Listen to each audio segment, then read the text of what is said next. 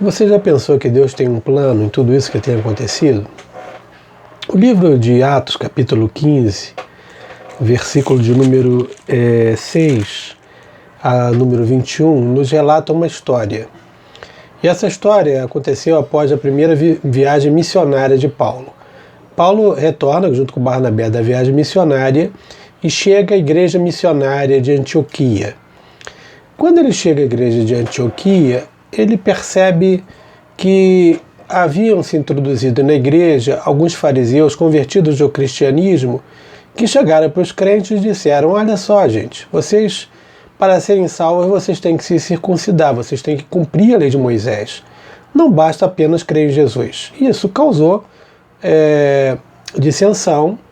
E Paulo busca então a igreja de Jerusalém, ele é enviado à igreja de Jerusalém juntamente com Barnabé, para, junto com os apóstolos, pessoas que seguiram o Senhor Jesus, mais aqueles discípulos iniciados de Jesus, na igreja de Jerusalém, buscar a elucidação com respeito a esse fato. E ele empreende junto com Barnabé uma viagem, mas ao invés de na viagem eles ficarem criando partidos, criando divisão, pelo contrário, durante todo o percurso eles passam pelo norte lá da Palestina, pela Galileia, eles passam por Samaria, em todas as igrejas que eles passam, eles vão contando sobre as maravilhosas obras de Deus na sua primeira viagem missionária, e todos louvam, todos os discípulos ficam alegres, e eles chegam a Jerusalém.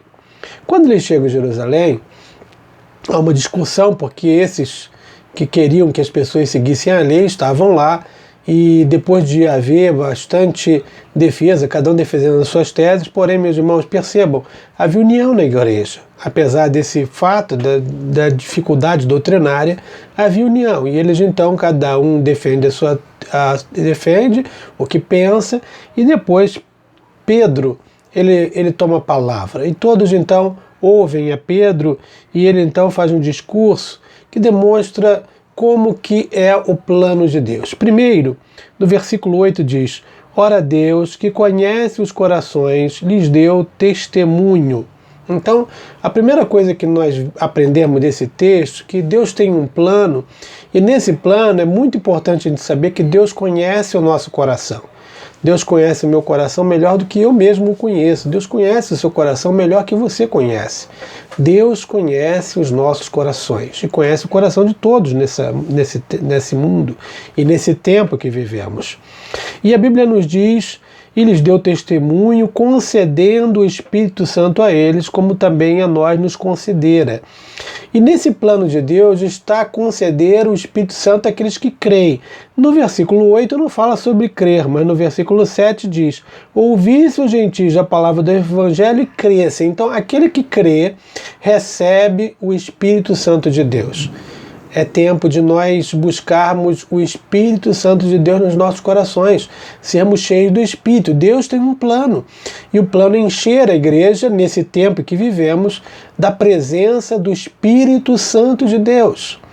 Mas a Bíblia vai mais adiante. No versículo 9 diz: e não estabeleceu distinção alguma entre nós e eles, purificando-nos ou purificando-lhes pela fé o coração.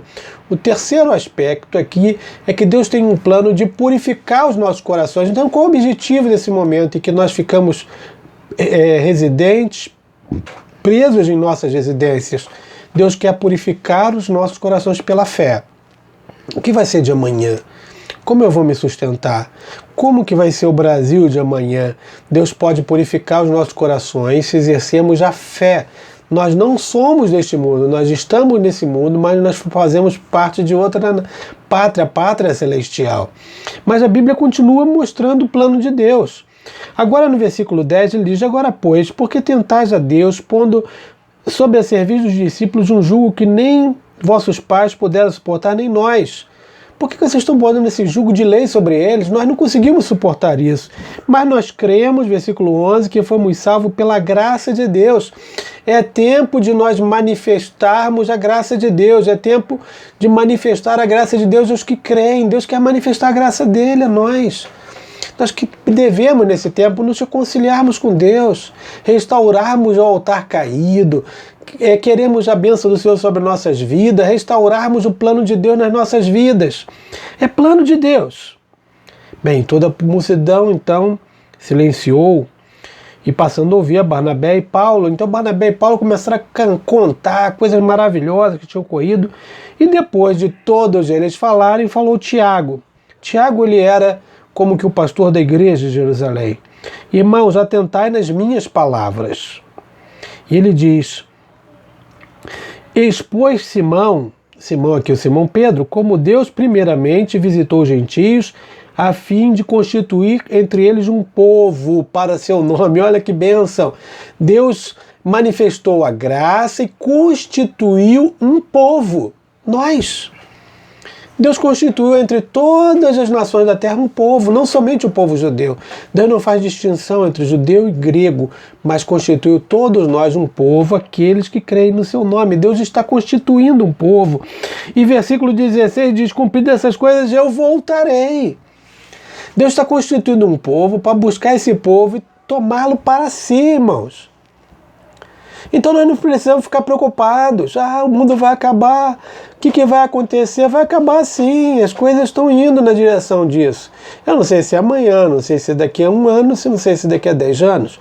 Mas as coisas caminham em função da palavra de Deus, e o que vivenciamos é um cumprimento da palavra. A Bíblia então diz que Deus constituiu um povo. Então nosso povo nessa época tem que estar orando, buscando, não se levando pelas fábulas. Tem muitas fábulas que estão correndo na sociedade. Há muitos crentes que agora querem virar políticos ou defender política. Nossa política é a política dos céus. Nós somos cidadãos dos céus, e como cidadãos dos céus temos que na terra sermos exemplo, sermos luz, obedecermos às autoridades, orarmos por elas, sermos bons cidadãos, votarmos com responsabilidade, mas não é tempo de nós nos esquecermos de que o nosso Senhor é o Senhor Jesus Cristo. É Ele que conduz-nos. É interessante notarmos que quando Paulo pregava nas suas viagens missionárias, havia a crença romana que Augusto César, que já havia morrido, era o Messias. E o povo estava decepcionado com essa visão de que Augusto César era o Messias. Agora havia uma transição de governo. Cláudio havia saído do governo e assumia Nero, e Nero era terrível. E o povo, poxa, o Messias não é o rei, o imperador de Roma. Paulo pregava: o Messias é Jesus. E muitos foram salvos, porque viram no Senhor Jesus a resposta para as suas indagações. A resposta das indagações não está na política, não está no imperador Augusto, nem no imperador Cláudio, muito menos no imperador Nero. A resposta das indagações do homem está no Senhor Jesus. E a Bíblia diz: eu voltarei, e eu concluo para que os homens tenham um reencontro com Ele. Esse é o plano de Deus, para que os demais homens, versículo 17, busquem o Senhor, e também todos os gentios sobre os quais tem sido invocado o seu nome. Deus quer restabelecer o tabernáculo de Davi, juntando judeus e gentios num só povo, e povo que busca o seu nome. Não aqui, meus irmãos, a referência à denominação. Aqui nós não encontramos a Igreja Universal, nem Mundial, Batista, Metodista, ou mesmo Assembleia de Deus. Aqui é um povo humilde, que reconhece o Senhor como Jesus, um povo que olha por seu semelhante, eu também servo de Deus e ele é igual, eu não sou melhor do que ele, nem ele é melhor que mim. Nós servimos a um Senhor vivo e que restabeleceu o tabernáculo de Davi e que voltará, conforme nos diz no versículo 16. Pense que Deus tem um plano de conceder-nos o Espírito, de purificar os nossos corações pela fé, de manifestar graça nessa época, de constituir um só povo e fazer com que todos nós tenhamos um reencontro com Ele. Então aproveite a oportunidade.